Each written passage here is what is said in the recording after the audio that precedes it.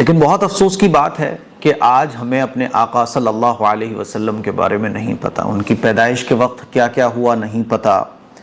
اگر کوئی غیر مسلم آج ہم سے پوچھ لے کہ بھئی اپنے نبی کے بارے میں تھوڑا سا بتاؤ، تو ہم نہیں بتا سکتے کہ وہ کیسے پیدا ہوئے تھے، کیا کیا واقعات پیش آئے تھے، اور ان کا بچپن کیسے گزرا تھا، جوانی کیسے گزری تھی۔ یہاں تک کہ بہت عجیب لگے گا آپ کو یہ سن کر کہ ایک پروگرام میں نے پوچھا کہ ہمارے آقا صلی اللہ علیہ وسلم کا بچپن میں کیا نام رکھا گیا تھا، کتنے نام رکھے گئے تھے، تو 50-100 لوگوں میں 2-3 لوگ بمشکل صحیح جواب دے پائے۔ تو آج ہم لوگ خوشیاں مناتے ہیں، جھنڈے لگاتے ہیں، جلوس نکالتے ہیں، لیکن ہمیں ایکچول میں رسول اللہ صلی اللہ علیہ وسلم کی ہسٹری کے بارے میں، حضور کی لائف کے بارے میں نہیں پتہ ہوتا ہے۔ تو یہ بہت افسوس کی بات ہے۔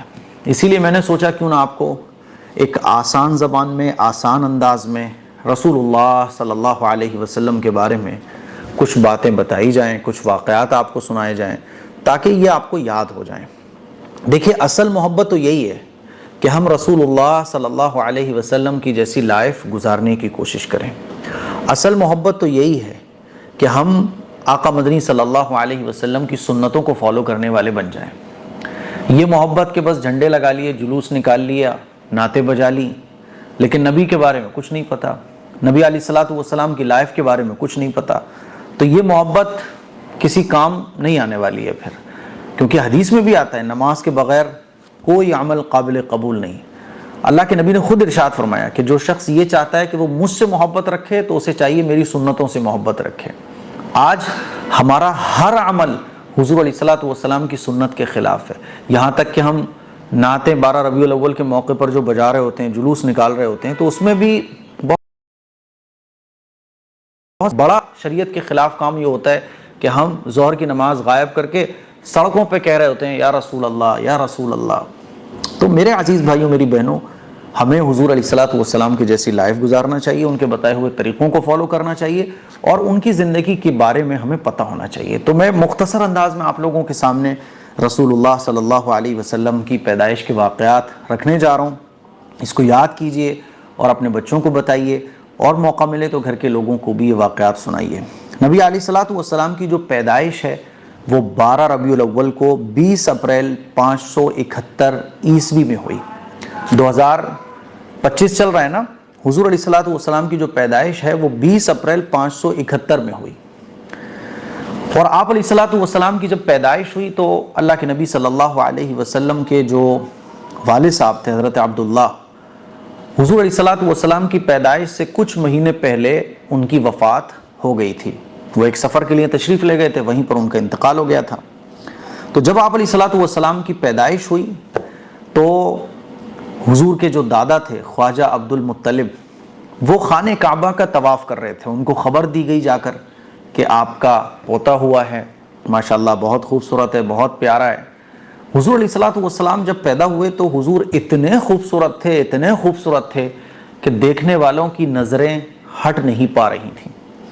خواجہ عبد المطلب بھاگتے ہوئے آئے اور اپنے پوتے کو گود میں لے کے سینے سے لگایا اور خانہ کعبہ واپس لے گئے، اور اللہ تعالیٰ سے خانہ کعبہ کے اندر ڈھیر ساری دعائیں کی۔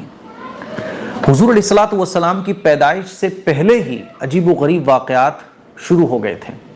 جب حضور علیہ الصلوۃ والسلام اپنی ماں حضرت آمنہ کے پیٹ میں آئے تو اس وقت سے ہی عجیب و غریب واقعات شروع ہو گئے۔ حضرت آمنہ فرماتی ہیں کہ جب میرے شوہر کا انتقال ہو گیا تو میں گھر میں بیٹھی ہوئی تھی، عدت میں تھی میں، تو عجیب و غریب خوشبو میرے اندر سے پھوٹنا شروع ہو گئی، اور ایسی بہترین خوشبو میرے اندر سے آتی تھی کہ لوگ اس خوشبو کے لیے ترستے تھے۔ یعنی بڑے بڑے بادشاہوں کے محلوں میں جو خوشبو آتی ہے وہ خوشبو میرے اندر سے پھوٹتی تھی۔ تو جب میں گھر سے باہر نکلتی تھی کبھی ضرورت پر تو عورتیں باتیں کرتی تھیں کہ دیکھو ابھی شوہر کے اس کے انتقال ہوا ہے، اور یہ اتنی شاندار خوشبو گھر سے باہر نکل کر لگا کے باہر نکلتی ہے۔ اور بعض لوگ یہ باتیں کرتے تھے کہ دیکھو خواجہ عبد المطلب کی جو بہو ہے کیسی زبردست خوشبو لگاتی ہے۔ تو جب یہ باتیں چلنے لگیں تو ایک مرتبہ حضور علیہ الصلوۃ والسلام کے دادا نے حضرت آمنہ کو بلایا اور کہنے لگے کہ بہو دیکھو تم یہ جو خوشبو لگاتی ہو کون سی خوشبو لگاتی ہو کہ جس کی چرچا چاروں طرف ہے؟ تو وہ کہنے لگی کہ ابا جان، جب سے یہ بچہ میرے پیٹ میں آیا ہے اور جب سے میں امید سے ہوئی ہوں، میں خود محسوس کر رہی ہوں کہ عجیب و غریب کام میرے ساتھ ہو رہے ہیں، عجیب و غریب خوشبو میرے اندر سے پھوٹ رہی ہے، میں کوئی خوشبو وغیرہ نہیں لگاتی ہوں، یہ خوشبو میرے اندر سے خود آ رہی ہے۔ اور آپ کو میں عجیب و غریب واقعات بتاؤں کہ جب میں کنویں سے پانی لینے کے لیے جاتی ہوں تو اور عورتیں پانی لیتی ہیں کنویں میں بالٹی ڈال کر، لیکن جیسے ہی میں کنویں کے پاس پہنچتی ہوں تو پانی خود اوپر آ جاتا ہے اور مجھے ڈول ڈالنے کی ضرورت ہی نہیں پڑتی ہے۔ اور جب کبھی میں آسمان کو دیکھتی ہوں تو ایسا لگتا ہے کہ جیسے تارے سجدہ کر رہے ہوں، تارے زمین پر آ رہے ہوں۔ بہت عجیب و غریب واقعات میرے ساتھ پیش آ رہے ہیں، کوئی ضرور بڑی شخصیت اس دنیا میں آنے والی ہے۔ یہ بہت عجیب و غریب واقعات ہیں جو حضور علیہ الصلوۃ والسلام کی پیدائش سے پہلے ہی حضرت آمنہ کے ساتھ ہونا شروع ہو گئے تھے۔ اور جب حضور علیہ الصلوۃ والسلام کی پیدائش ہوئی تو حضور ختنے کرے ہوئے پیدا ہوئے، خوبصورت، چمکدار اور معطر۔ یعنی حضور علیہ بچے جب پیدا ہوتے ہیں نا تو عام طور پر ان کی گندگی لگی ہوتی ہے، ناف کاٹنے کی ضرورت پڑتی ہے۔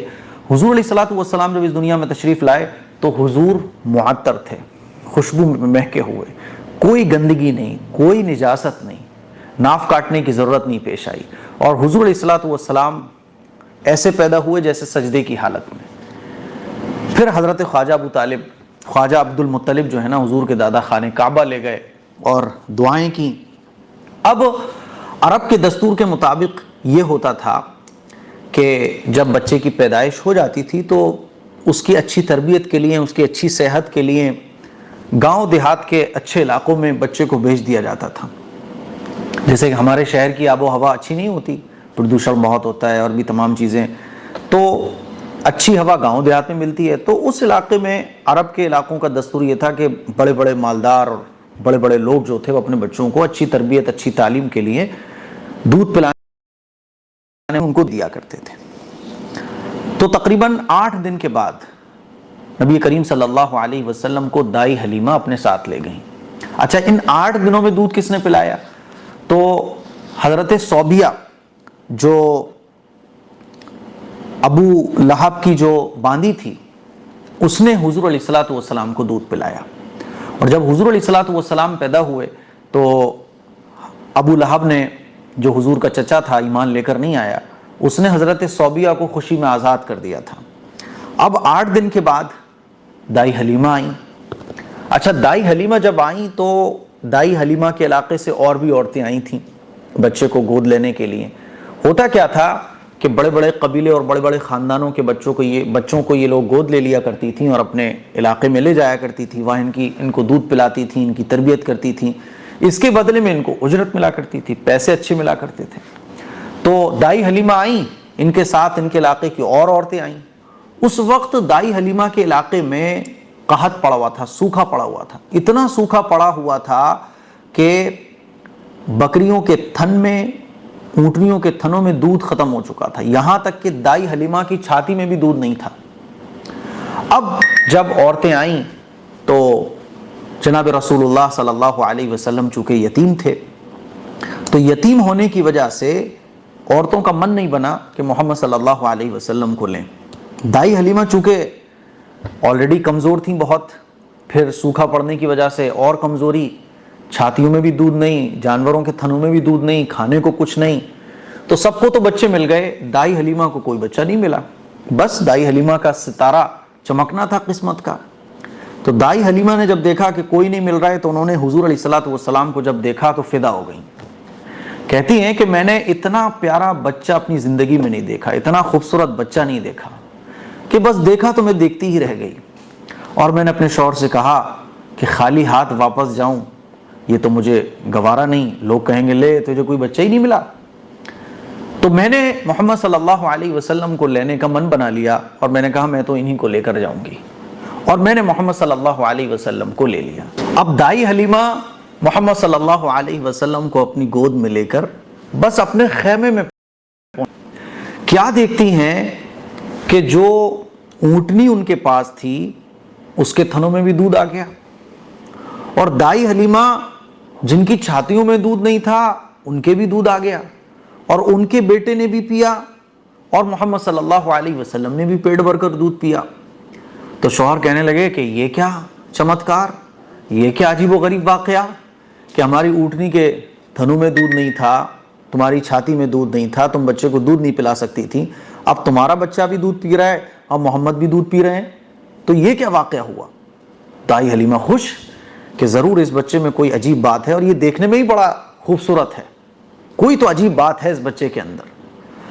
اب میرے عزیز بھائیوں، میری بہنوں، اب آگے کے واقعات میں آپ لوگوں کو سناؤں، اس سے پہلے یہ بھی سمجھ لیجئے کہ جب ہمارے آقا صلی اللہ علیہ وسلم کی پیدائش ہوئی تو حضور کے دو نام رکھے گئے۔ دادا نے نام رکھا محمد، اور والدہ نے، ماں نے نام رکھا احمد۔ تو پیدائش کے وقت ہمارے آقا صلی اللہ علیہ وسلم کے دو نام رکھے گئے، محمد اور احمد۔ تو ہمارے نبی کا جو نام ہے وہ محمد ہے، جو ہم کہتے ہیں حضرت، یہ ادب کا لفظ ہے، اور ہم جو آخر میں کہتے ہیں صلی اللہ علیہ وسلم، یہ درود شریف ہے۔ تو ہمیں جب کبھی بھی اپنے نبی کا نام بتانا ہو تو ہمیں کیسے بتانا ہے؟ محمد ہمارے نبی کا نام تھا، پورا نام تھا حضرت محمد صلی اللہ علیہ وسلم، اور احمد نام ہمارے نبی کی والدہ نے رکھا۔ تو اب دائی حلیمہ بڑی خوش کہ بھئی کچھ تو اس بچے کے اندر ہے۔ اب دائی حلیمہ اور باقی جو عورتیں ان کے علاقے سے آئی تھیں محمد صلی اللہ علیہ وسلم کو لے کر، اپنے قبیلے کی عورتوں کے ساتھ وہ چلیں، تو کیا دیکھتی ہیں کہ جس خچر پر وہ سوار تھیں، جب آئی تھیں تو وہ ٹھیک سے چل بھی نہیں پا رہا تھا، ٹھیک سے اس کے اندر طاقت بھی نہیں تھی، کیونکہ کچھ کھانے پینے کو ہی نہیں ملا تھا، سوکھا پڑا ہوا تھا۔ اب کیا دیکھتی ہیں کہ ان کا خچر سب سے آگے، ان کی اونٹنی سب سے آگے۔ تو باقی عورتیں کہنے لگیں کہ ارے حلیمہ کیا بات ہے، تم نے اپنی سواری کو بدل لیا، کہ اپنی سواری کو چینج کر دیا؟ تو دائی حلیمہ کہتی ہیں کہ نہیں، میں نے کچھ نہیں چینج کیا ہے، یہ اس بچے کی برکت ہے۔ اب تو سب بڑے ایک دم تعجب میں کہ یہ کیا ہو رہا ہے۔ دائی حلیمہ سب سے پہلے اپنے گھر پہنچ گئیں۔ اب جب گھر پہنچی ہیں تو اس علاقے میں تو سوکھا پڑا ہوا تھا۔ حضور علیہ الصلوۃ والسلام کے دائی حلیمہ کے علاقے میں پہنچتے ہی چاروں طرف ہریالی اور بہترین موسم اور بہترین ماحول بن گیا۔ اب دائی حلیمہ کیا دیکھتی ہیں کہ جو بکریاں دودھ کم دیا کرتی تھیں، عجیب و غریب واقعات ہونا شروع ہو گئے۔ اب حضور علیہ الصلوۃ والسلام کے ان کے گھر پہنچتے ہی اگلے دن جب انہوں نے بکریوں کو چرانے کے لیے بھیجا اپنی لڑکی کے ہاتھ، اپنے بچوں کے ہاتھ، تو بکریاں گئیں اور جتنے ٹائمنگ میں وہ چرتی تھیں اس سے کم ٹائم میں انہوں نے چرا، اور چرنے کے بعد واپس گھر آ گئیں۔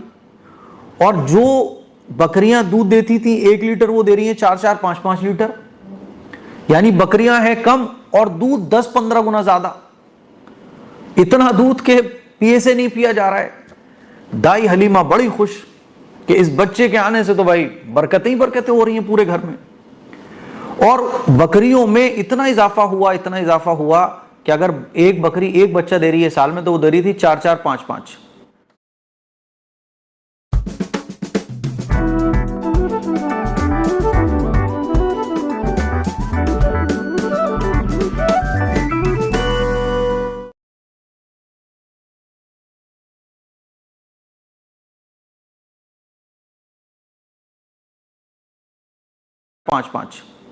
بکریوں کی تعداد بڑھ گئی۔ اب جو دوسرے لوگ تھے ان کو لگا کہ دائی حلیمہ کی بکریاں بڑی تیزی سے بڑھ رہی ہیں، اور حلیمہ کی جو بکریاں ہیں وہ تو دودھ بھی بہت زیادہ دے رہی ہیں۔ اب چرچا ہونے لگی کہ ہم بھی اپنی بکریوں کو اسی جگہ چرائیں جہاں پہ حلیمہ کی بکریاں چرتی ہیں، وہیں پر بکریاں چرانا شروع کر دیا سب نے۔ لیکن ان کو کیا پتا تھا کہ یہ ساری واقعات تو محمد صلی اللہ علیہ وسلم، جو یتیم بچہ جس کو یتیم سمجھ کر ان لوگوں نے چھوڑ دیا تھا، لیکن دائی حلیمہ کو اللہ نے دائی حلیمہ کی قسمت کو چمکانا تھا۔ دائی حلیمہ کے مقدر میں محمد صلی اللہ علیہ وسلم آ گئے۔ ان کو کیا معلوم تھا، سب حضور کی برکت سے ہو رہا ہے۔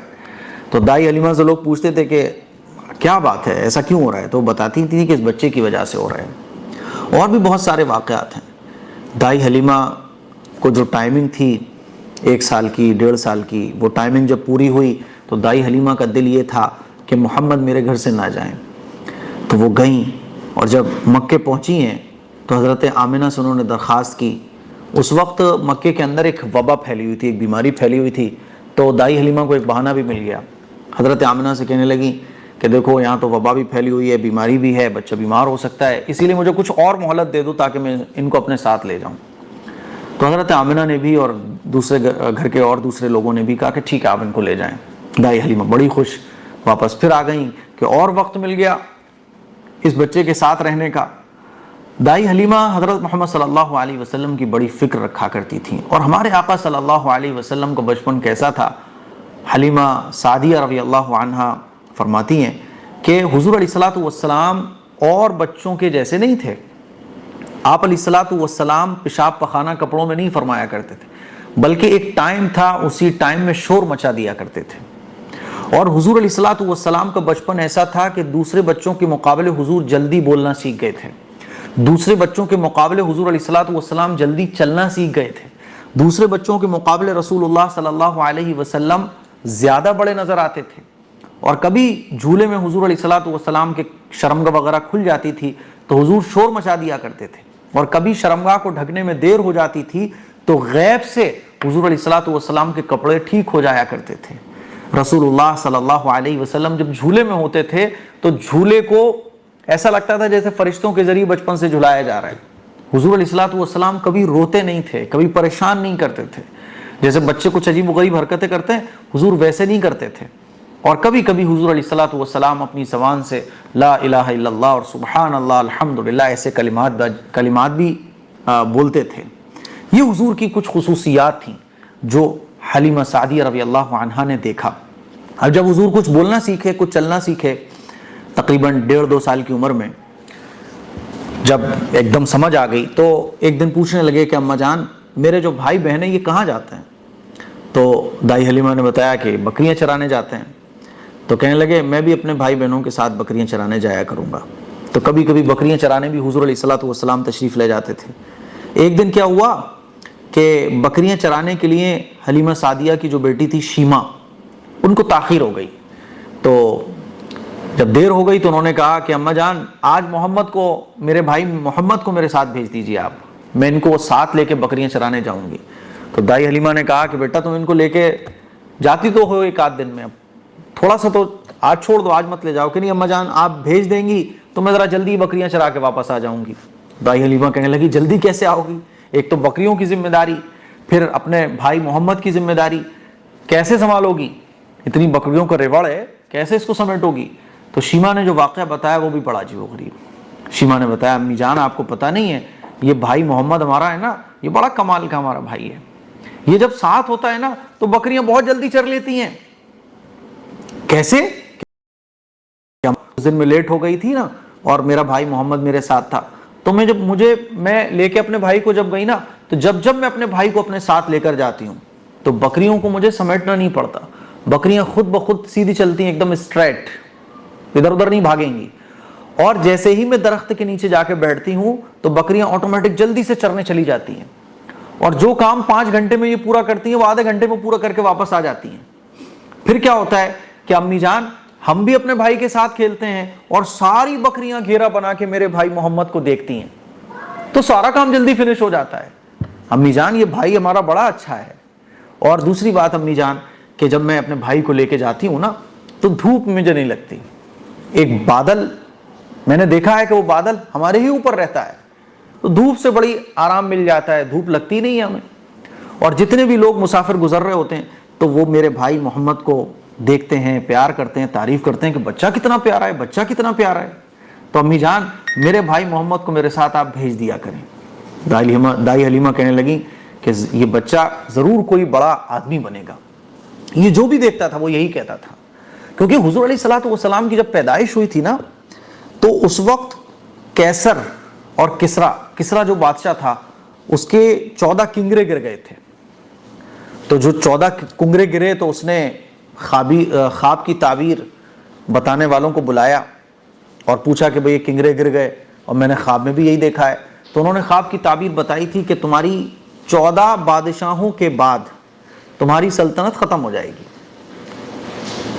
تو اس نے سوچا کہ 14 بادشاہ تو بہت سالوں کے بعد آئیں گے، دیکھتے ہیں۔ لیکن وہ 14 بادشاہ ایسے گزر گئے۔ کسرا اس وقت ایسا تھا جیسے آج کے ٹائم میں امریکہ۔ تو حضرت عمر فاروق رضی اللہ تعالیٰ عنہ کے وقت میں کسرا فتح ہوا اور مسلمانوں کی حکومت قائم ہو گئی، اور اس طرح سے کسرا کی حکومت ختم ہو گئی بالکل۔ اسی طرح سے ایران کا ایک آتش کدا تھا، ایران کے اندر بتوں کی اور آگ کی پوجا ہوا کرتی تھی، تو ان کا ہزاروں سال سے جلتا ہوا ایک آگ کا مشعل جو ہوتا ہے نا، اسی طرح سے وہ بجھ گیا۔ تو ان لوگوں نے یہ سمجھا کہ ضرور کچھ بڑا دنیا کے اندر ہوا ہے، تبھی یہ کنگرے گرے ہیں 14، تبھی یہ آگ کا جو مشعل ہے، جو آتش کدہ ہے، یہ بجھ گیا ہے، حالانکہ کبھی نہیں بجھا ہزاروں سالوں سے۔ تو یہ بہت ساری چیزیں دنیا کے اندر ایسی ہوئی تھیں۔ اسی طرح سے حضرت حلیمہ سعدیہ رضی اللہ تعالیٰ عنہ فرماتی ہیں کہ حضور علیہ الصلوۃ والسلام جب بچپن میں اپنے جھولے میں ہوا کرتے تھے تو چاند سے کھیلا کرتے تھے، یعنی انگلی سے ایسے اشارہ کر رہے ہیں تو چاند ادھر چلا جایا کرتا تھا، ایسے اشارے کر رہے ہیں تو چاند ادھر آ جایا کرتا تھا۔ ستارے اس طرح سے جیسے بچے کو جھنجھنے سے کھلاتے ہیں نا، اس طرح سے ستاروں کے ساتھ حضور علیہ الصلوۃ والسلام کھیلا کرتے تھے۔ تو یہ بہت سارے واقعات ہیں جو حضور علیہ الصلوۃ والسلام کی پیدائش سے پہلے، پیدائش کے بعد۔ چلیے سر، آپ کے پیسے۔ Thank you. یہ لوگ مجھے ایسے کیوں دیکھ رہے ہیں؟ کہیں نے یہ تو نہیں لگ رہا کہ میں رشوت لے رہا ہوں؟ اب انسان خود کے پیسے ہی واپس نہیں لے سکتا۔ اوہ، ویڈیو بھی بن رہا ہے۔ اوہ نو، پریس بھی ہے، پلین کلوز میں پولیس بھی ہے۔ سر پیسے رکھ لو۔ اوفو، کتنا سوچتے ہو؟ دماغ کو دو فریشنس کا بھراٹا، سینٹ آف فریش، دماغ پہ رکھے لگام۔ اس خوبصورت چاند کی قسم، I love you پریا۔ کٹ۔ اب تھوڑا میوزیکل۔ اچھا، I love you پریا۔ کٹ۔ اب تھوڑا ایکسائٹمنٹ یار۔ اور کتنے آپشنز دے گا؟ جب ABSLI سپر ٹرم پلان مجھے پریمیم ریٹرن کا آپشن، ہیلتھ بینیفٹس کے آپشن، کریٹیکل النس کور کا آپشن دے سکتا ہے تو میں کیوں نہ دوں؟ سپر فیچرز، سپر سرکشا، آدتیہ برلا سن لائف انشورنس کا سپر ٹرم پلان، یہ اکیلا ہی کافی ہے۔ پیدائش کے بعد پیش آئے۔ تو اب کیا ہوا؟ جب حضور علیہ الصلوۃ والسلام 4 سال کے تھے، تو حضور علیہ الصلوۃ والسلام جب 4 سال کے تھے، یعنی حضور علیہ الصلوۃ والسلام کو دائی حلیمہ پھر دوبارہ کیسے واپس لے کے آئیں، تو ایک واقعہ یہ پیش آیا کہ حضور علیہ الصلوۃ والسلام اپنے بھائی اور بہن کے ساتھ بکریاں چرانے گئے ہوئے تھے۔ جب حضور علیہ الصلوۃ والسلام بکریاں چرا رہے تھے تو اپنے بھائی اور بہن کے ساتھ، تو 3 سفید کپڑے پہنے ہوئے فرشتے ٹائپ کے لوگ آئے اور حضور علیہ الصلوۃ والسلام کو پکڑ کر ان کا سینہ کھولا اور سینہ کھول کر کوئی چیز نکال کر باہر پھینکی۔ یہ جو واقعہ پیش آیا تو حضور علیہ الصلوۃ والسلام کے جو رضائی بھائی تھے، شیمہ اور جو رضائی بھائی تھے، وہ بھاگتے ہوئے دائی حلیمہ کے پاس آئے اور گھبراہٹ میں آ کے کہا کہ امی جان ہمارے بھائی کو 3 لوگوں نے پکڑ لیا۔ دائی حلیمہ اور ان کے شوہر بھاگتے ہوئے جنگل کی طرف گئے اور حضور علیہ الصلوۃ والسلام کو دیکھا تو وہ حضور ایک درخت کے پاس آرام سے بیٹھے ہوئے ہیں۔ پوچھا پیار سے، بیٹا کیا ہوا تھا؟ تو حضور نے پورا واقعہ بتایا کہ 3 لوگ آئے تھے، میرے سینے کو چاک کیا اور کوئی چیز نکال کر باہر پھینکی۔ تو حضرت حلیمہ سعدیہ جو ہے نا، وہ ڈر گئیں کہ بچے کو کچھ ہو جائے، شاید کوئی جادو ہوا ہے، کوئی اثر ہو گیا، کیا ہو گیا، کوئی جنات تھا، وہ شیطان تھا، کیا ہوا؟ تو مشورہ یہ ہوا کہ اب محمد صلی اللہ علیہ وسلم کو ان کی فیملی کے حوالے کر دیتے ہیں، بلا وجہ کوئی مصیبت جان کو لگ جائے اور بچے کی جان پہ کچھ بات آ جائے۔ تو پھر یہ لوگ محمد صلی اللہ علیہ وسلم کو لے کر مکہ آئے اور حضرت آمنہ کے حوالے کر دیا اور یہ پورا واقعہ بتایا۔ یہ شق صدر کا پہلا واقعہ تھا۔ ویسے تو شق صدر کے واقعات جو ہے نا وہ 4 مرتبہ ہیں، یعنی حضور علیہ الصلوۃ والسلام کے سینے کو زمزم سے دھویا گیا، حضور کے سینے کو علم سے بھرا گیا، حضور کے سینے کو صاف کیا گیا۔ یہ واقعہ تقریباً 4 مرتبہ پیش آیا، لیکن پہلی مرتبہ جب آیا تھا جب حضور علیہ الصلوۃ والسلام کی عمر 4 سال تھی۔ تو اس طرح سے حضور علیہ الصلوۃ والسلام پھر دائی حلیمہ کے پاس سے اپنی والدہ کے پاس واپس آ گئے۔ جب والدہ کے پاس واپس آئے تو والدہ نے تربیت کرنا شروع کر دی اور حضور علیہ الصلوۃ والسلام میں ملی تھی، یعنی حضور کی والدہ اور والد کی ایک باندھی تھیں، کام کرنے والی تھیں، وہ حضور علیہ الصلوۃ والسلام کی خدمت کرنے لگیں، ان کو دودھ پلاتی، ان کا خیال رکھتی، ان کے ساتھ کھیلتی۔ پھر کیا ہوا؟ 6 سال کی عمر میں رسول اللہ صلی اللہ علیہ وسلم کی جو والدہ ہیں حضرت آمنہ، ان کا انتقال ہو گیا۔ کیسے انتقال ہوا؟ حضرت آمنہ اپنے مائکے گئی ہوئی تھیں، وہاں سے واپس آ رہی تھیں، تو ایک ابوا نامی جگہ ہے، وہاں پر وہ بیمار ہو گئی اور وہاں پر ان کا انتقال ہو گیا۔ باندی حضور علیہ الصلوۃ والسلام کو لے کے مکہ آ گئی اور پھر خواجہ عبد المطلب نے حضور علیہ الصلوۃ والسلام کی تربیت کرنا شروع کر دی. مقام ابوا ایک جگہ ہے, وہاں پر حضور علیہ الصلوۃ والسلام کی جو والدہ ہیں ان کی قبر مبارک بھی ہے. میں وہاں تک گیا ہوں, لیکن پہنچتے پہنچتے وہاں تک رات ہو گئی تھی. تو رات ہو جانے کی وجہ سے جو پولیس ہے وہاں کی, انہوں نے مجھے اجازت نہیں دی وہاں تک جانے کی. تو پھر دور سے ہی دیکھ کے ہمیں واپس آنا پڑا, اور رات کا وقت تھا تو ویڈیو بھی نہیں بن پائی. تو 6 سال کی عمر میں رسول اللہ صلی اللہ علیہ وسلم کی والدہ کا انتقال ہو گیا. اب دادا نے تربیت کی, تربیت کرتے رہے. 8 سال کی عمر جب حضور علیہ الصلوۃ والسلام کی تھی تو دادا خواجہ عبد المطلب کا بھی انتقال ہو گیا. اب حضور کے جو چچا تھے ابو طالب, انہوں نے اپنی تربیت میں لے لیا. خواجہ ابو طالب حضور علیہ الصلوۃ والسلام سے اتنی محبت فرماتے تھے کہ گھر میں ہے تو اپنے ساتھ, باہر جا رہے ہیں تو اپنے ساتھ, پروگرام میں جا رہے ہیں تو اپنے ساتھ, قبیلے والوں کی میٹنگ ہو رہی ہے تو اپنے ساتھ, کبھی بھی اپنے سے جدا نہیں کرتے تھے. خواجہ ابو طالب کہتے ہیں کہ میں نے محمد صلی اللہ علیہ وسلم کے اندر بچپن سے ہی کوئی برائی نہیں دیکھی. نہ کبھی انہوں نے جھوٹ بولا, نہ کوئی ایسا کام کیا جیسے بچے کرتے ہیں نا, کبھی بھاگ دوڑ میں لگ جاتے ہیں اور بدتمیزی بھی بعض دفعہ بچے کر جاتے ہیں, یا کھیل کود میں ایسے مگن ہو جاتے ہیں کہ صحیح غلط میں ہی فرق کر دیتے ہیں. تو بچپن سے ہی محمد صلی اللہ علیہ وسلم نے کوئی غلط کام نہیں کیا, بچپن والا بھی نہیں کیا.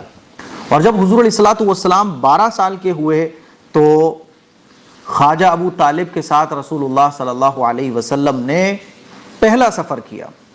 اور یہ پہلا شام کا.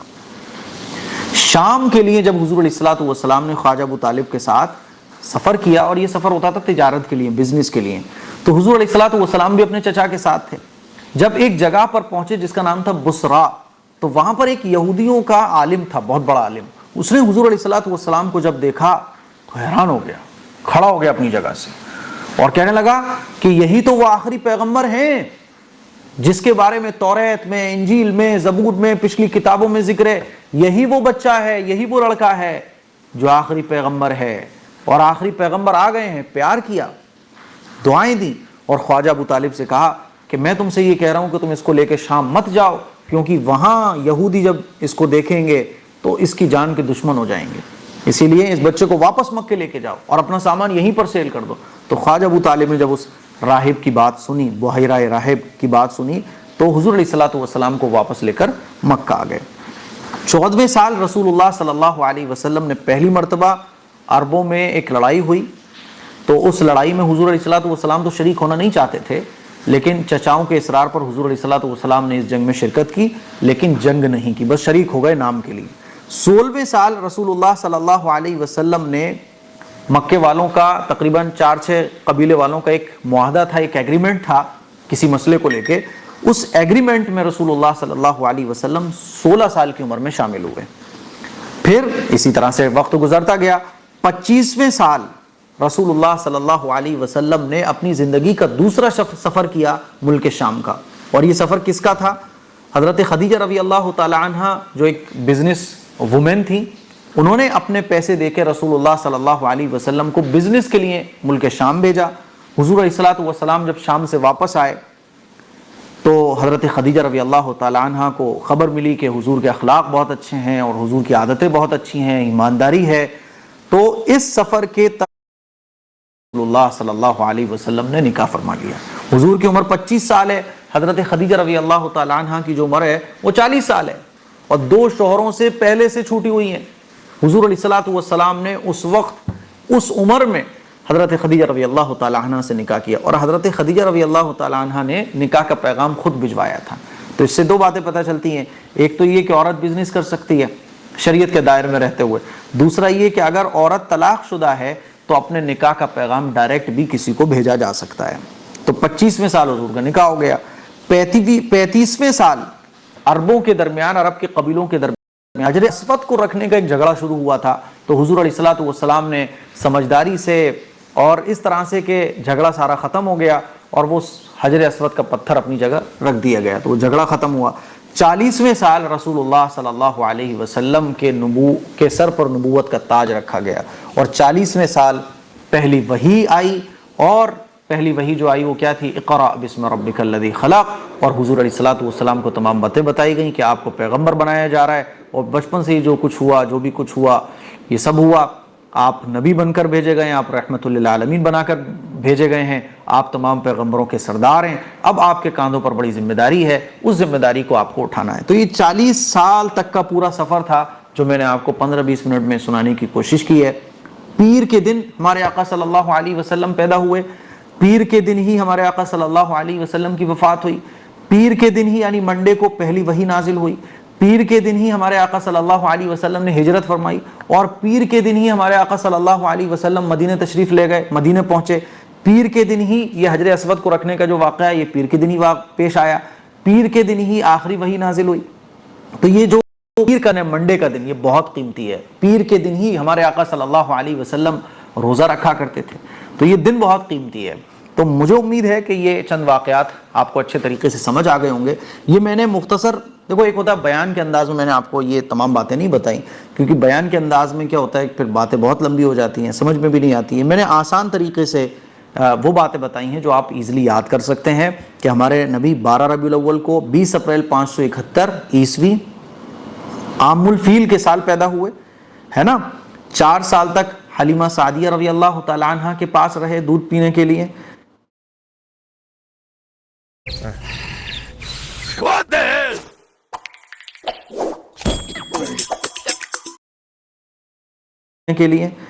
پھر 4 سے لے کے 2 سال والدہ کے پاس رہے. 6 سال کی عمر میں والدہ کا انتقال ہوا, آج ابو طالب کی نگرانی میں رہے.